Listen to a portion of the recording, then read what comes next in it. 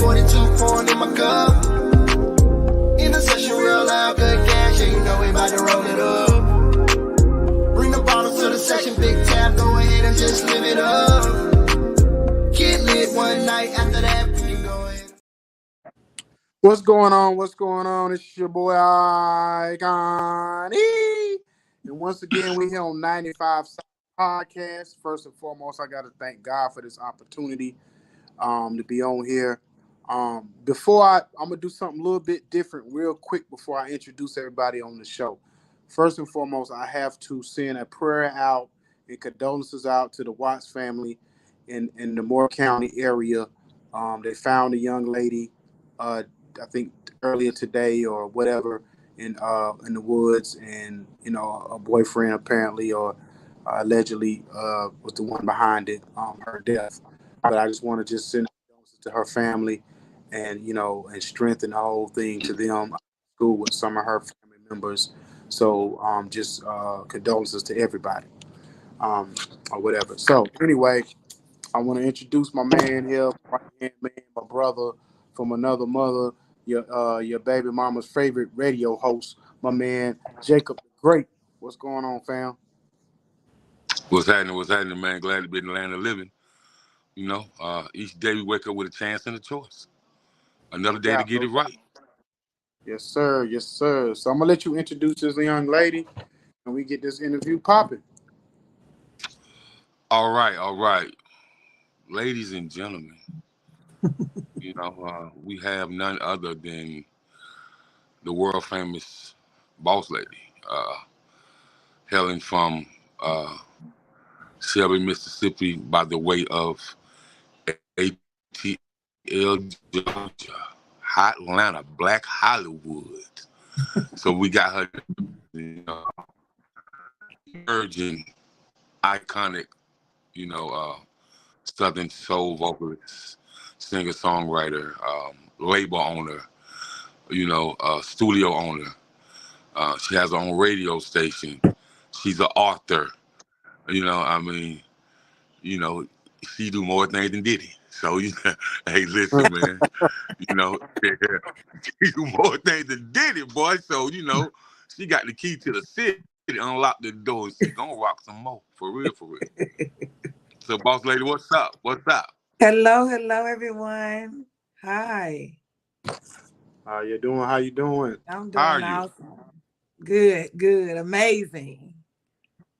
That's good. Great. So, before we get into the depths of your story and all the way into it, inquiring minds wants to know, including minds, who is Boss Lady? What does she represent? Oh, wow. Boss Lady represents boss ladies. That's Boss Lady. I am Samantha Boss Lady Davis Croft, again, as you stated, of Shelby, Mississippi. I do again live here in Atlanta, Georgia. I am a full-time entrepreneur, where I own 5, 6, 7, 8 businesses, as you stated, some of them, as being a studio owner here, running 24 hours a day here in Atlanta, Georgia, 3480 Greenbrier Parkway, Suite 228, Atlanta, Georgia. I am a 4-time authoress, as well as own a book publishing company. So yes, multiple things. I am Boss Lady is exactly what it says, the bosses of many things. Okay. All righty then. So, let's get into your story. Growing up in Mississippi, that state is what we call the home of quartets. It's a home of blues, backyard blues, liquor house music. It's got a lot of great things, and it's a home of the guitars. My boy, the late great B.B. King, because he made Lucille talk. You know what I mean? Yeah. And so, from touring from the time you're 22 years old to the time that you're 81 and dying at 87, that's a long time to be in the music business. Yes. And so, Mississippi had a lot of great people, and it's the home of quartet music. You know, Mm-hmm. Lee Williams, the Williams brother. You Yeah. know, Cat Spirituals. You know, Slim Supreme Angels, the Willie Banks and the Messengers. Like, let's go Mm-hmm. on. You know what I mean? So, Right. with that being said, tell me how you came into the love for music, being a singer, and understanding, you know, the diversity in music and why people love black people's music so much. Because they love us from all over the globe. They can be in the Czech Absolutely. Republic. You know what I mean? Right. They can be in the Right. Czech Republic, and they pay indie artists to come over there, and to keep them over there for 4, 5, 6 months and pay them well. So, so their appreciation for the culture of black music is way more different than, you know, us over here in the United States of America. So let's get into your story on how you got started growing up in Mississippi, and how music just grabbed you and just warmed you up and just put its arm around you. Wow. Okay. Well, as you already stated, Mississippi is the home for blues. Um, why I am in this industry is because I am a living legacy, continued legacy of my father. My father is Willie Lee Rip Butler.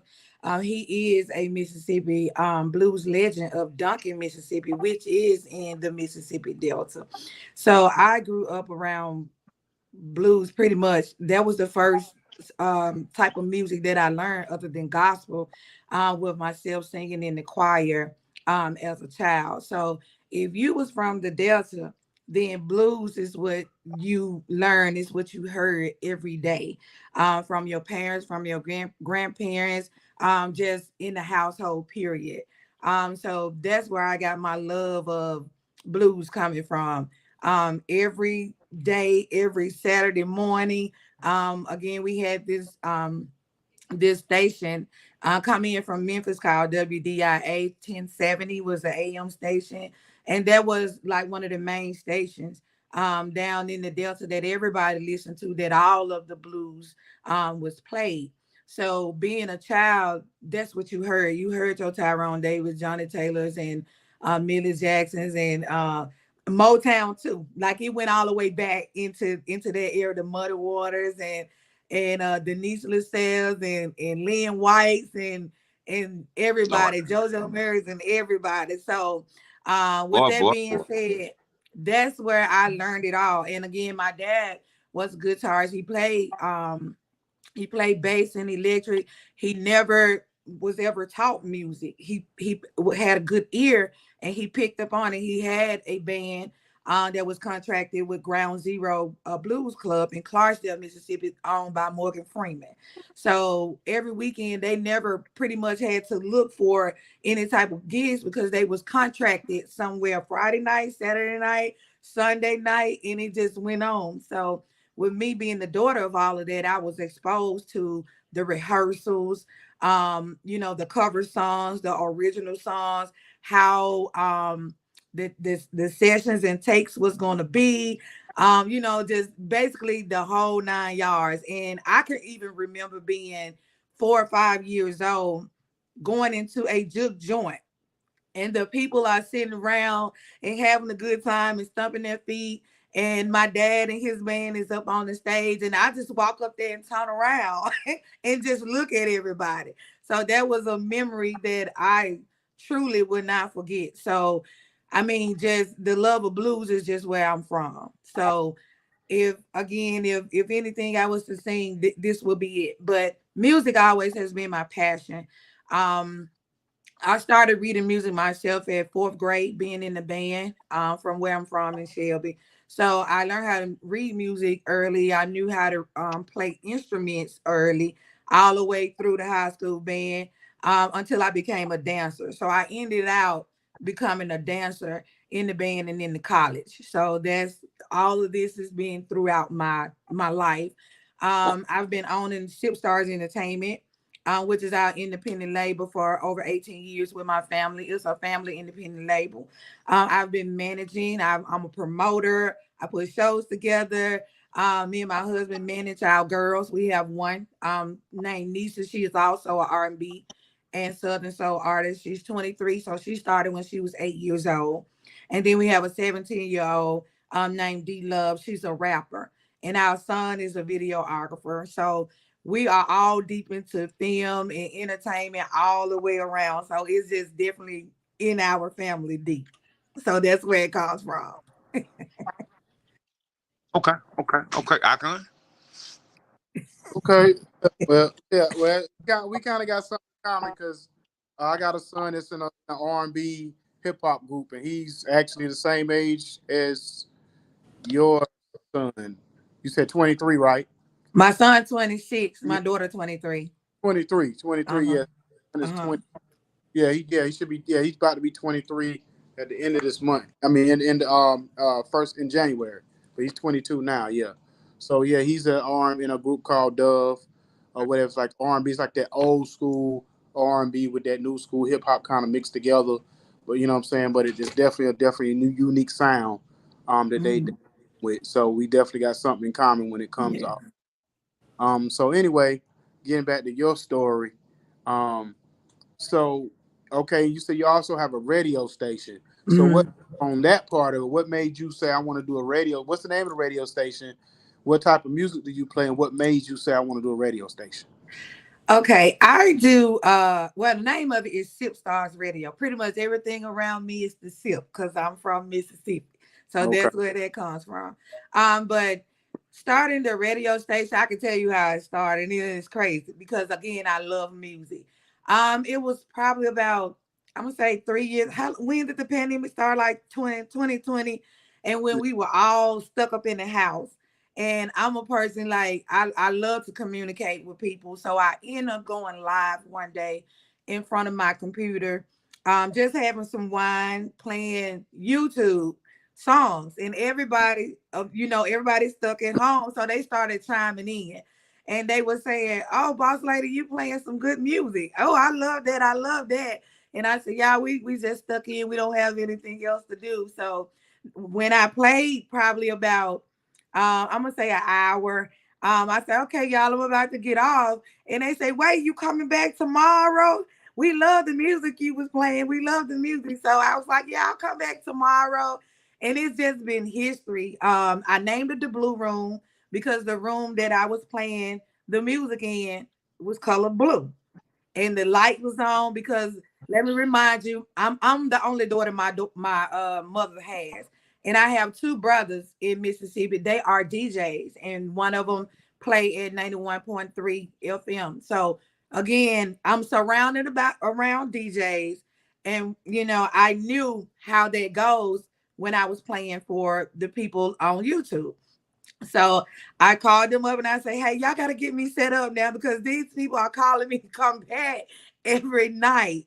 So with them teaching me how to run the software and everything like that, I got everything that I needed. And I actually started from a bedroom in my home. And once my family and I got the studio off of Greenbrier Parkway, then that's when Studio A became the podcast. That's when it became the podcast room for Silver Stars Radio. So that's where I started to book artists to come in to help them showcase their music because they were also sending it to me while I was playing music in my home. I started to download and start playing it back. I am already very known from where I'm from and around due to me again being management over the girls, and they are very known. So the audience was there, the following was automatically there. It was a no brainer, and it just went from there. And so now I share Studio A with B96, the Block ATL, which is also our family. They are in Studio A at Elite as well as I am whenever I have time whenever I'm not in a recording artist mode. So that's where the radio personality came from. So not only am I given a platform for myself to be in to come up in the music industry as a recording artist, I also have a platform that I help other artists get heard. Now I'm gonna tell you, you gonna think I'm tripping. You gonna think I'm, you gonna think I'm BSing you right now, but I'm. We got to be cousins or something. So it's crazy you said this because around the same time, 2020, Uh-huh. travel on the road delivering cars, vehicles, or whatever, different vehicles. And I always wanted to start my own radio station. And I had a cousin that had one, and I had another homeboy down in Florida that had one. So basically, I'm sitting here trying to figure out how can I, because I was bored a lot of times being on the road. So Mm-hmm. I'm gonna figure out how I can do a radio station to go with the podcast. So my man Jacob, he'll tell you, I actually started a radio station through radio.co, kind of the same way you did. I was at, because I actually at that time I had came off the road, and so everything got slow for a while. So I was home like a month and a half bored out my mind, and I sat in my living room and started my own radio station called COG Radio, and I had it running for probably a good 3-4 months. Only reason why I even shut it down because I got the podcast picked up so much, and we started doing so much with that. I Mm-hmm. told I'm gonna have to come back to it because right now I just don't have the time for it. Mm-hmm. Actually, about to relaunch it probably in the next year, month and a half. But it's crazy because you said it because I was like, man, how is our lives parallel in a lot of ways? And then the thing about it, I actually I'm always, and I'm gonna have to come holler at you because I'm always in that Greenbrier area. Okay. I got family over there, and I got a Mm-hmm. lot of ties in the area where whatever. So I'm always in the Greenbrier area anyway. So I'm gonna definitely kind of have to come over there. Are you over in the parking lot with a little flea mall, whatever thing is? You in that area? Well, it's in that area. I'm down from that on the other end of Greenbrier. It's like a uh commercial business You building. Okay? Because I used to go to church over there. Used to be a Uh-huh. church in one of those little commercial buildings, not the side over there where Tyler Perry Studios are, but on the other side. Okay. If you're coming down, if you take that, if you coming to the light like you going to Checkers or whatever, and you coming down, you take that right. It's down there. It's down there like you going towards the back of what road is that right there? If you go all the way down, you'll take that right, and it'll put you right there on Campbellton Road if you go that way. So Okay. I don't know if your stuff is on the left hand side if you in one of them commercial buildings where it's like salons and different stuff and over there. Yeah, it's a lot of Where stuff over there it's a daycare over there as well on the street that I'm on, but you can't miss it. okay, It's 3480 Greenbrier Parkway, Suite 228. You'll see the big elite sign okay. up there. Yes. I So we probably open 24 hours. what it was, just never really paid attention to it, but I probably seen it before. Pretty sure I have. Yeah. Oh, okay. Yeah. So the one thing, okay, so another thing too, as far as like your music is concerned, because with the Southern Soul sound, I'm so used to as soon as I hear Southern Soul, is it being like either funny, comical type, but having that storyline to it, up Mhm. where you can dance to it. A couple of your songs, you have that almost like if you hear Southern Soul without knowing what it is, you're gonna think what you do is Southern Mhm. Soul. It's basically the slow down, slow pace type. Mhm. You got to sit down and have a glass of wine in the living room type sound. Yeah. Yeah, exactly. So is that what you did? You do that on purpose, or is that just something that came about when was you having a bad day? How did you come up with your sound? Well, actually, pretty much that's like a sound that everybody loves from where I'm from.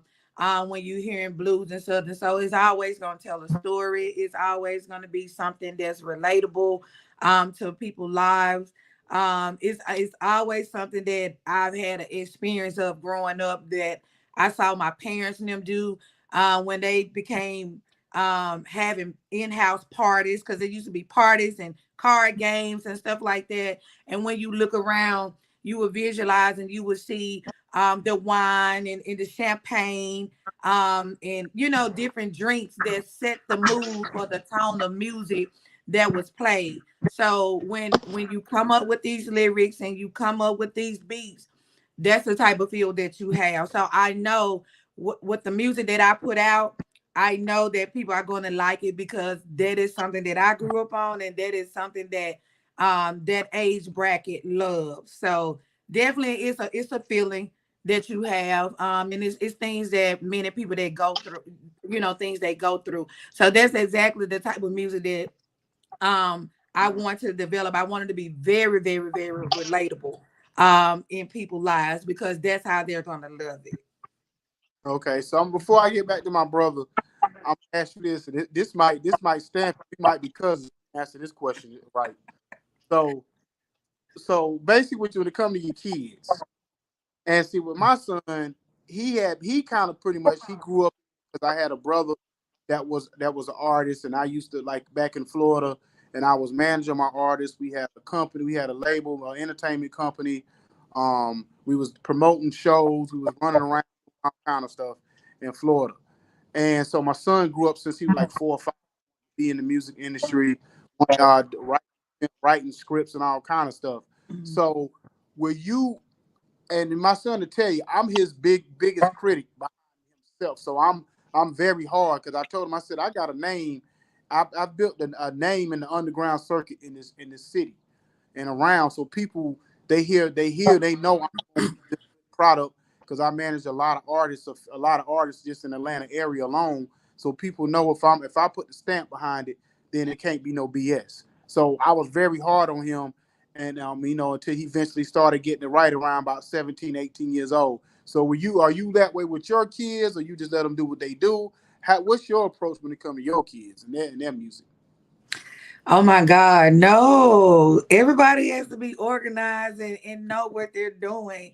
Um, I'm I very. knew we were cousins. I knew it. Oh no, I'm very strict. Hold on 1 second. I am getting so many notifications. Is everybody able to see the live? Because I'm getting a lot of notifications on my phone. They're trying to see it. Are they able to see Uh, it? Unless you share it, the way, because I'm gonna see if I can share it to your page and they can see it that way. You got Okay. a page? Put in authoress Samantha, Boss Lady David, because they're show eating my phone up saying they can't see it. Okay, you said authoress. Uh-huh. You're gonna see me with some blue hair, blue shirt. Hey, Okay, hey, authoress. Icon, What? I'm gonna come back in and I'll share it. Just give me a minute. Okay, all right, all right. So Jacob gonna share it for you. Okay. You can keep going. He gonna share it for Okay. So yes, actually, I am very, very strict because we believe in doing things right. We invest a lot of money. I can't even tell you the amount from the time of our first daughter coming into the show business at 8 all the way till she's 23 right now. Including them going to college for voice and film. Um, you know, images, studio time before we got our own studio. So when you look at all of the money that you have to put into, you have 2 and 3 kids in the business. It's you. like it's no time for games, no playing, no nothing because you have a huge budget that has to be set aside for each one of them. Mm-hmm. So like I said, with that being my dream as well, you know, I'm not upset that I'm starting at this time of being a recording artist because as a parent first, and a manager first, it was a great thing to learn the business. And Mm-hmm. I have learned the business a long time, been learning the business for a long time, and I'm still learning every day. I'm still learning something. But it also paved the way for me coming in as a recording artist to be much smoother because I understand contracts. Again, I am a promoter. I have booked all type of celebrity artists to do shows along with our artists and local artists from Mississippi and where we're from. So learning all of that education, that music education, is making my career a breeze at this moment. So I'm very, very, very happy about it. As you all know, I just put out 2 songs August the 17th, and it was just a breeze when I made the announcement that, with my archive being already built around DJs and different people in the industry already because of the kids. Again, it made it very much more easier than when I said I was coming out. it was like, wow, Hmm. it's amazing. So at this point, like I said again, we very much had to put our foot down in the beginning process. But as they learned what they needed to do on a daily basis, it became easier because that's what they have to be taught, that this thing is very serious. A Hmm. lot of money is being invested, a lot of traveling, a lot of lounging. You know what I'm saying? Buying these clothes, and I'm talking about girls. So you Hmm. got your hair, your makeup, it's very very much more expensive for ladies than it is for the guys. So yes, Yeah, we and had to see, have we had to have it grounded down.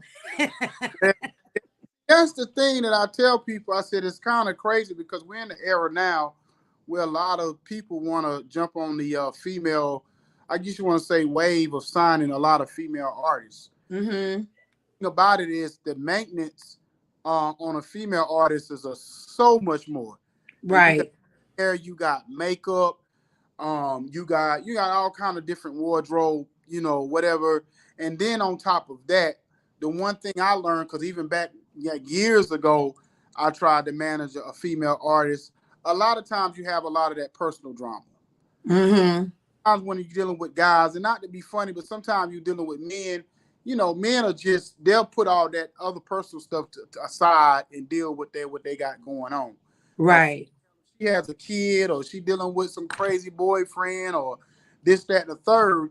She got to deal with all that, or Mm-hmm. you know what I'm saying? So she can't walk away. So it's like it's always that conflict and that push and pull of, okay, if you want your career, you're gonna have to sacrifice certain things over here to get over here. That's And right. a lot of time those females don't either know how, or they don't want to, or it's whatever it is. And I tell people, I said, in this business, you got to be super focused, and to get to the top. That's why I forgot what artist it was, but it was an old school. I don't want to say it was Block. So Uh-huh. Block, I mean, he was doing an interview on Vlad, and he said the thing about it is, once you get to the top, you usually there alone. Mm-hmm. By the time you make it to the top, all those people that was with you when you was first coming up, they gone for Yeah. whatever. You had to push them out of the way, or they just left because of whatever reason. But because a lot, because Jacob would tell you, he don't deal with a whole lot of people. I don't deal with a whole lot of people. Mm-hmm. Most people don't understand your vision. Most people don't know what you're trying to do. Most Right. people, especially, I don't know how old you are, but you probably around my age, being the age of your kids. But Mm-hmm. people see us and say, "Oh, what are you too old to be doing what you're doing?" You know what I mean? So Right. whatever the case may be. So how what keeps you focused? What keeps your drive going, or whatever? Because you seem to be pretty successful at it with multiple businesses. But what drives you that has nothing to do with money? Well, see, I have a history of, again, being in leadership, and voted to do a lot of leadership in my earlier life, being in high school, um, being president of my class. I don't know how many times, from ninth through 12th grade, put me into the category of leading a lot, being organized, knowing how to run things. So no money was involved at that time of me being at that age, being at that age. So when I wanted to become a boss and lead things, I already had played that role as being a teenager, pretty much in high school.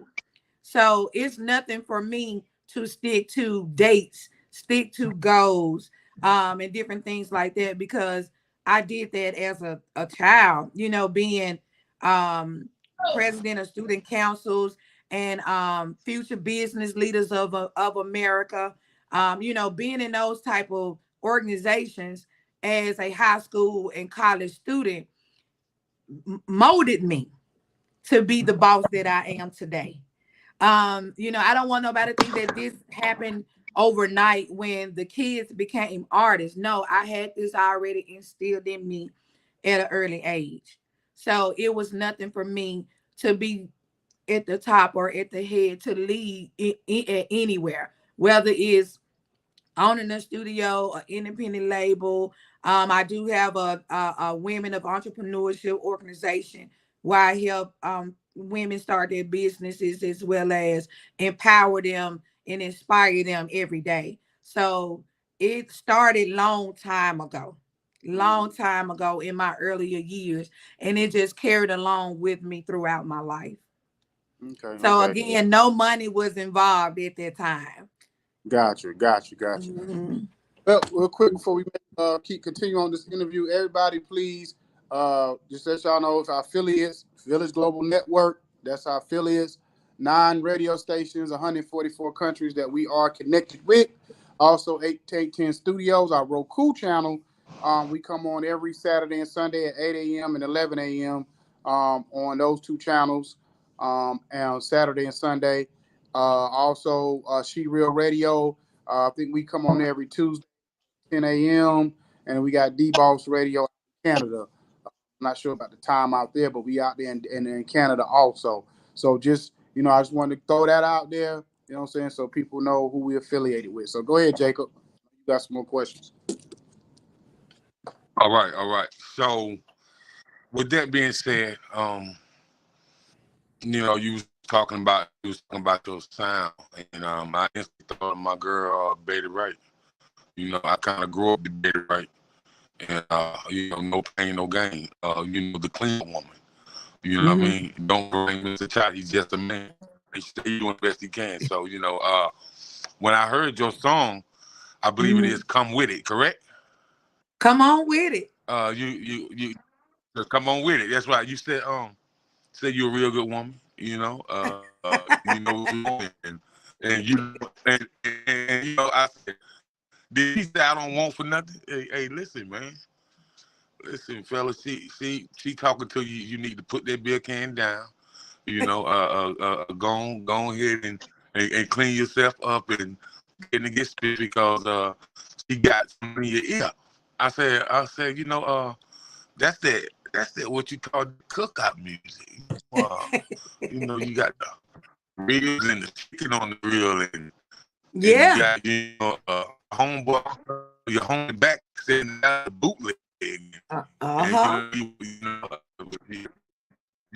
want apple pie, you want strawberry, what flavor you want, homie. And once I heard that, I said, man, that's definitely hit. And the thing about Southern Soul is we were trapped in the house for 2 years, almost 2 years. And when that Southern Soul music came up and people start going to those rec centers on the outside Mhm. Mhm. and throwing these big concerts, you had the food trucks down there, you had the boys with the grills down there, you had the boy Peanut Man down there. You know how they do it in the South. You know what I mean? Right. You had the boy Peanut Man down there, and you got your home girl out there selling the mixed drinks. And so that Southern Soul music gave somebody something to look forward to, feel good, and everybody congregating and fellowshipping together and having Right. a good time. There's no gunplay. Everybody's smiling. Ain't no me, but I think people at Southern Soul concert that I ain't seen in about 20 years. It was like, I said, I want to know. I'm like, Lord have mercy, where you come from? They was like, man, I heard something was happening at home. So I had to get down here. Cause when small towns throw big concerts, Mhm. it's like even if people live in Atlanta, Georgia, if they're down in Virginia, they come out to the concert because they know they're gonna see people who they ain't in 2025. You know what I mean? So it just made us feel good about something, man. And it's because we lost a lot of people through the COVID team and real close family members. And so that makes you feel good, man. Makes you feel good. Be like, yeah, we a lot of us here. We blessed by this, and so we all right. And so when I heard your record, this is what I said. She was my friend. I said, man, she talking a lot of shit. She talking a lot of trash. I was like, Wait, what I'm you don't never put talking? that thing. You talk like, like you have somebody man they feel because you have to go when it's a song that like I said, it kind of better right a song like that. You know, when she upset, she put that record on the live. She wants you to hear everything Angry is saying. You know what I mean? So you know, I salute you on that song. So let us know about the creation, how the cadence was in the studio, and you know how the whole studio vibe was there when you was recording it, and you instantly know that oh yeah, this could be one of the ones. Not saying the one because you got some heat coming out. I see you. So tell us about that whole vibe. Yeah, Oh tell us about that wow. whole vibe. It's a whole vibe. It's a whole vibe. First, just even having the blessing of owning your own studio that, when I finally built the nerve to say, okay, it's my time. And knowing that I had all the time in the world to create a record that I wanted to have, my first record. So Uh that was number one. Getting with a great Southern Soul artist named Kanisha Fairley. I was listening to her, which she's been out for like a year or so. I loved her sound, and I said, you know what? I gotta be focused on delivering this song. So I'm gonna have to have a fire songwriter. So I reached out to her and I said, look, we have like the same tone. I need me something fire. I need something for the ladies to talk noise on. So she said, okay, boss lady, I got you. So major shout out to Tony T, the producer. He produced the record, which he is her producer as well. So I worked with the both of them. He got me the wow. record. Um, he got me the beat. I love the beat from the door because, like I said, my history comes from being around blues, and every record I have to hear those guitars. Okay, I have to hear that bass and the electric somewhere, even if it's in my R&B, I have to hear it. So when he sent it to me, I was like, oh yeah, this is it. So when Kanisha sent me the lyrics, I said, okay, this is it. I'm gonna add a little more spice to it, and this is gonna be it. And listen, they gonna have to come on with it. And so that's where it came from. I hear a lot of ladies say where things are lack that in their homes when they're trying to accomplish things. Again, it takes you back to the empowerment and inspiration you want to give for the ladies. So having something in a song for them to sing, as you know, this is the type of thing that happens in the Southern Soul world when you make a statement through the music. You ain't even got to say it out loud as a conversation. You could just pop on the song and make a statement. So we'll come on with it. That's exactly what it is. It's making a statement. I don't have to do nothing but say, hey, just listen to this and come on with it. And there it is. It's telling you to come on with it. So the vibe was awesome. It was. So I just want to talk about a few lyrics in that song. Okay. I'm a I'm a hell of a woman, and as you said, I deserve a hell of a man. For me, it takes a hell of a man. Something of that nature, and then you said, I don't want for nothing. Hold up. You what? I don't want for nothing. So you telling him, man, be honest, don't tell no lies. Just come on with it, man. If we gonna do this, we gonna do this. Like I don't really need your money. I got my own. I don't really need to brag and boast about who I am because they know who I am. And so all I need for you to do is be a man with honesty and integrity. And so I said, you know what, man, she's just all the bros out. You know what I mean? And and the one that is for, they don't feel it, but the one that she does. She so I just really think that song can be a top 50. You know what I'm saying? Cause good, man. I can put that in the category with better and fitness for Simon and mentally rich and like Minister, we take a trip down memory lane. You know what I mean? So that song right there, will take people down memory lane. Yes. Cause the late great passed away, and when Living Fire, I had the pleasure of meeting, and then my homeboy Urban Mystic, that was his mentor. And so, I was able to go through some of his birthday bashes and be backstage with her, and she was a real individual, man, real sweetheart. So, and then you talking about the blues, you talking about Roy, way down there in Infidelity, Georgia. You know what I'm talking about. You know what I mean? So, and you talking about Tyrone Davis and Bobby Womack and you talking about Mr. Cannon Liquor himself, Marvin Season. You know what I mean? Yeah. You talking about the real down home blues, and so Right. I can appreciate the fact, you know, uh, you look for good. You ain't got you from the SIP, so if Chris in the B that thing talking old Dylan man that thing talking Bobby Blue Bland making the thing talk, you already know that guitar gives you a sensation, whether it's the rhythm, the lead, or the bass. It'll give you the sensation, and then with the drum, and then you got somebody who can play the piano notes in any type of key. So that's the blue, that the live percussions, with that great bass line. So I can really appreciate the fact that that you understand what the music will do, and you understand with those percussions that you can move people and speak to their soul through your craft.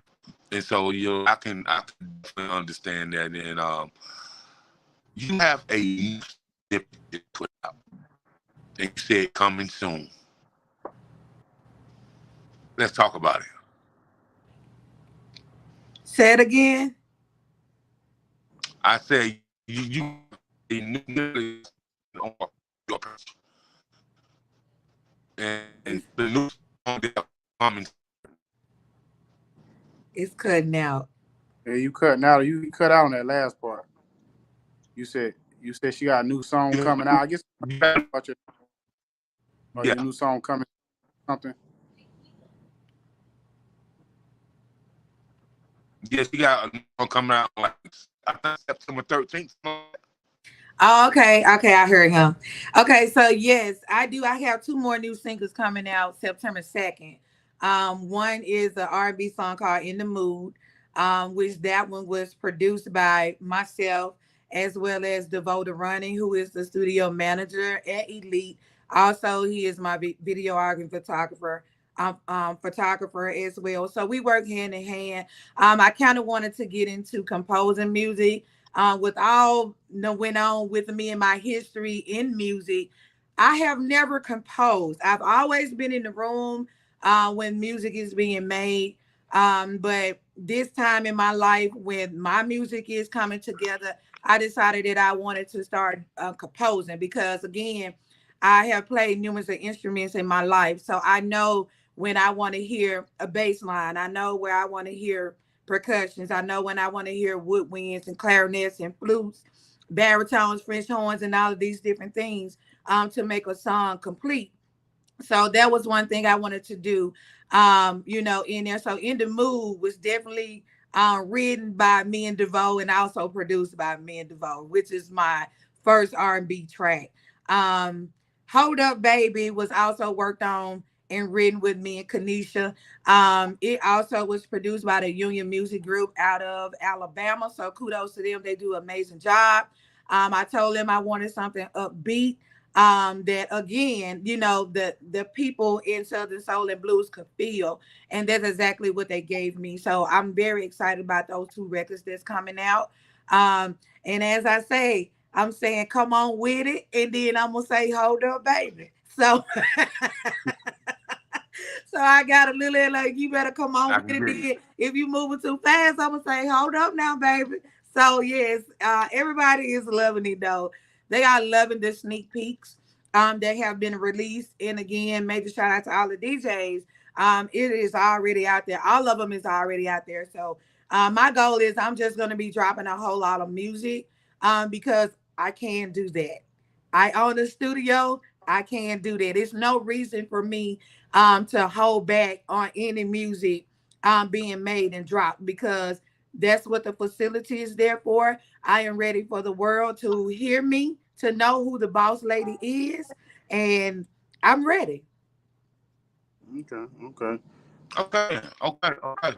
I dig it. I can dig it. And I just want to give a shout out to Miss Shalom Marshall. Always be like, yeah, I got somebody for you, baby boy. And you know, when she tell me she got somebody and she send me somebody, it's always gonna be fired. She ain't never stood me wrong. Now, before I give it back to Icon, I just want to say this to you. There's a fella by the name of Tony Marty. I need you and him to get together and put that fire together. Okay, I didn't hear the name really He, good. he said Tony Amani. Okay, Yeah, okay. That's what he an artist too, right? yeah. I know Yeah. who he's talking about. I know who he's talking about. That yeah. Woo.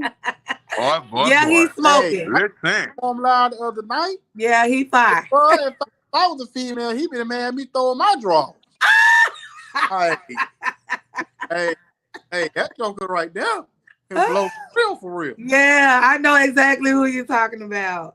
I plan to do some features with artists, but I want to come out in the beginning on my own, with my own original Uh-uh. music. Um I don't feel like I want to even do covers at this point. Because I want everybody to know who the boss lady is. I want every time when I hit the stage, they need to know my music. I don't want to have to do a song with somebody just so I can blow up because it's a feature. I would rather work, and do shows and do and promote and do whatever is necessary for my fans to learn and know who I am. And then along the way, then I will pick up, doing features with other artists. So that is in the plan. But going on out of 2023 and probably beginning of 2024 is all gonna be the boss lady. Got you. Yeah, So, I can I go can ahead. see that. Um, you mind like your journey. I can remember when somebody first told me of love, and I told him, about a year and a half ago, I was like, boy, listen, she, she, and that's why I say, and Betty like sound like we need it. And so that's why I know for a fact, you gonna blow. You gonna blow. Thank you. I accept that. I claim that. I work hard. Like I said, I'm from an area where I can just feel what type of music that they like, and that's what I'm going to give. Even in places that they may have never heard. Sometimes you go and they don't know Southern soul or blues. Definitely when I get through performing, they're gonna love it. They're gonna love it because whatever I'm singing, something out of that song is going to be relatable in their lives. That's going to make them love that music, love my music. Well, with that being said, if they got a cup of five juice in their hand, a cup that cognac, and they they're good, well, they gonna like your music anyway. You better believe that.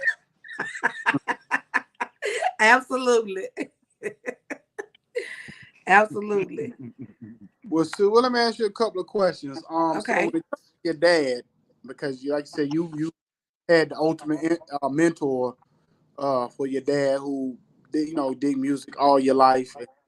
He was in the clubs and getting booked every night. So on the weekends, 3 or 4 nights a week. So you was able to see it all early. So Hmm. is name me a couple of things that you learned, not on the music side, but just watching him and just watching how he moves that you picked up along the way, whether something he said or something he did? Because I know he old school, so them old school cats always saying something, Mm-hmm. or just the way they move. Like with my granddad when he was alive, I Mm-hmm. just he dressed, and like I even told Jacob, because Jacob always be getting him and telling me, "You like old pretty boy." I said that's just the way I was raised when it came to like my grandma and my granddad. The way they dressed, and when they walked out the door, they had to Mm-hmm. be clean to the nines. So, what was something that you learned just being around your dad? Well, I knew on Thursdays when I'm gonna tell you this. My dad was in the school district over 40 some years. He drove the bus as well. So on Thursday, I knew he was coming in to shine his boots. When he get that polish in them boots, I already knew that that image played a role. I always wanted, okay, he got to dress up. So I know that the image had to be on point. I learned that when I went into the clubs, too, as I got grown, I noticed that the communication and the happiness that my dad had. If you know me, if you see me and how I smile, I'm exactly just like him. You're looking at him with hair. You're looking at him with the same gold tooth in the same place. Mm-hmm. So all of that, I look just like him, just like him. Um, just looking at, like I said, giving the audience the love of music that they look for after a whole week of work and winding down is what he delivered.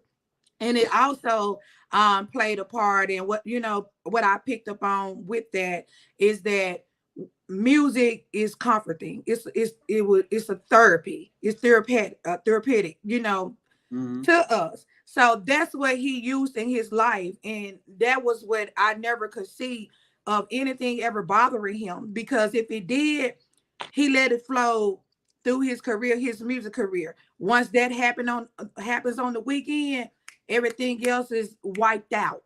And that's pretty much with me too, is what I saw, that the passion takes away pain. Music takes away pain, takes away anything that goes pretty much on in your life. And it's something that I have to have every day. Now I understand why he played it every day.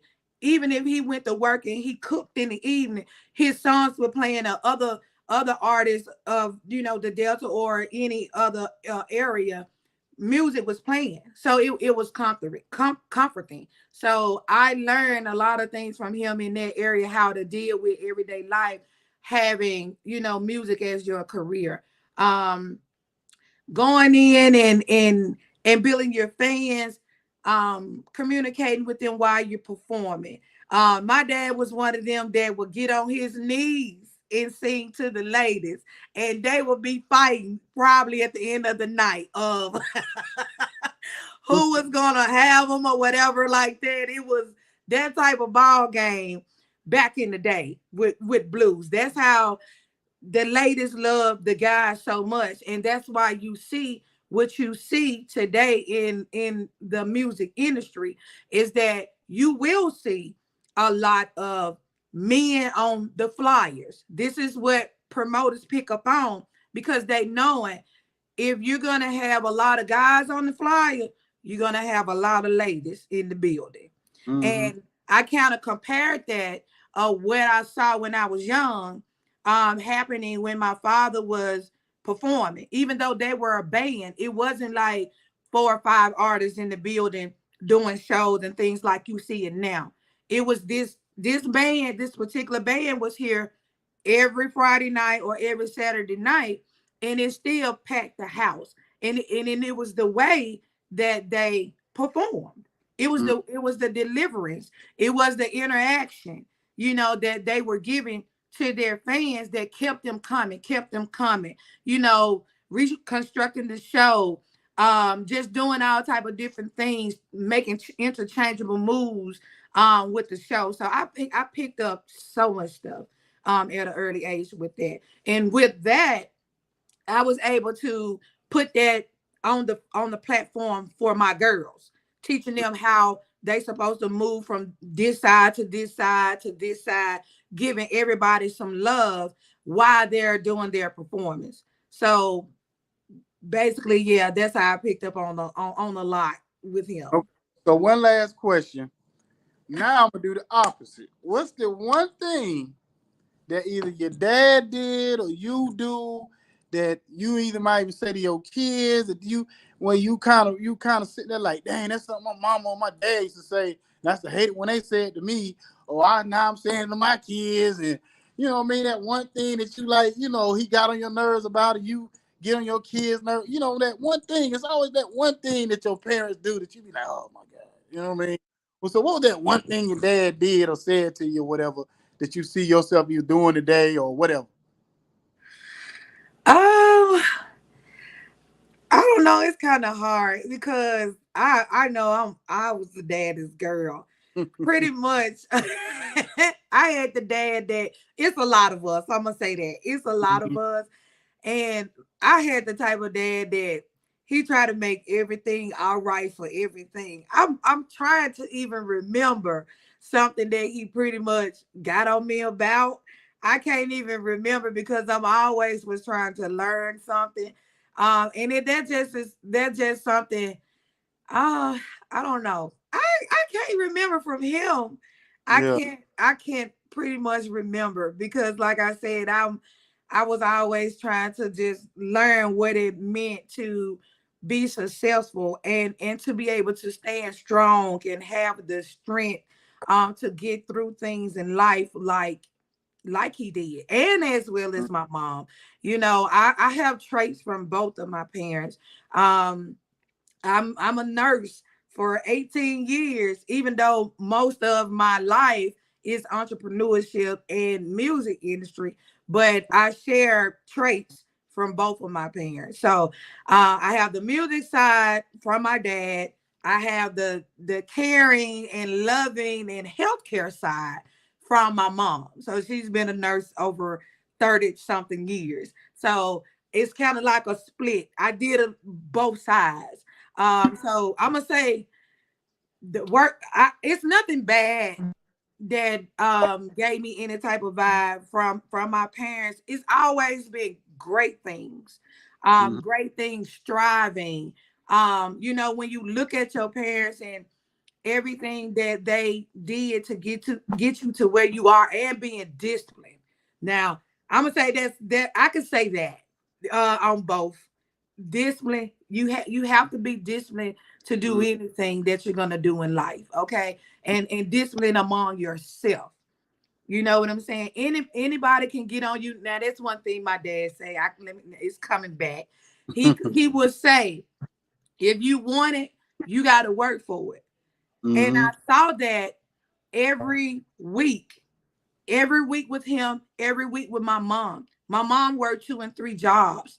Again, in my life, I'm the only daughter she had. So with me put in position as being held accountable to hold things down while she worked, all of that positioned me to even have my own crib at 17 years old. And I Mhm. look at my own kids and I like, ain't no way y'all can go and live on your own at 17 years old like I did. I was Mhm. paying my own bills at 17 years old. So I know the discipline and that they had with us. Mhm. Um, it had us in a great space in our adult life to know how to handle things real early. So I would say knowing what you want, you got to work for it. And I saw they work ethic. It was unstoppable. It still is unstoppable. My dad is deceased, but my mother is still alive. Mhm. And it's just unstoppable. And when you have parents that did things like that, you are very appreciative. You know what I'm Mhm. saying? You're appreciative to what you have learned in your life to carry your life and to help your kids as well. So I would say your mindset, looking at their mindsets, knowing that that's what they wanted, they did it. They did everything that was necessary to make them happy in their life. So I am so happy to and I'm honored to be able to continue my father's legacy. I'm not worried about what's going on in the music world of no type of competition or anything like that, because my career is personal. It's very personal, because it's a legacy being continued. And Mm. that's why I work the way I work. Um, I went in the studio in May of this year, and I almost have 12 to 14 songs already. When I made up my mind that it was my time, and two of my kids are grown and in their own places, then I know this is my time. So when it was my time, I went in there and I gave it my all. And that's why you all are hearing those hits like you're hearing right now. So again, I have so much more coming for the world, and I'm going to continue to carry my father's legacy, and I hope that my grandkids do the same in generations to come. Still continue the legacy. So again, it's my passion, but it's a legacy. Okay. Well, I appreciate you coming on. Follow me and Jacob at Icon E19 on our Instagram page, and King Jacob 1974 on his page. Also follow us on YouTube so you can see this interview on 910 Sports at Entertainment Network. As I'm saying exactly how it's going to be spelled out. 910 Sports and Entertainment Network. That's the whole network as a whole, where this is all will be seen if you want to go back and watch this interview. So, as that been said, you please tell us, young lady, where we can find you at, and people can follow your career. All right. So you can find me on Facebook. It's a very long name, y'all. It is authoress Samantha Boss Lady Davis Croft. That's the main page for friend requests. My recording artist fan page is just straight Boss Lady. You'll see me laying there with my boots kicked up. So that is the recording artist page. I do have IG. That is Boss Lady Croft, which is CROF is in Frank, T is in Tom, which is my last name, Boss Lady Croft. And it is the same thing for TikTok. I do have a new YouTube page where all of my blogs, my performances, interviews, just like this one. I hope to be able to add this one as well to my archive.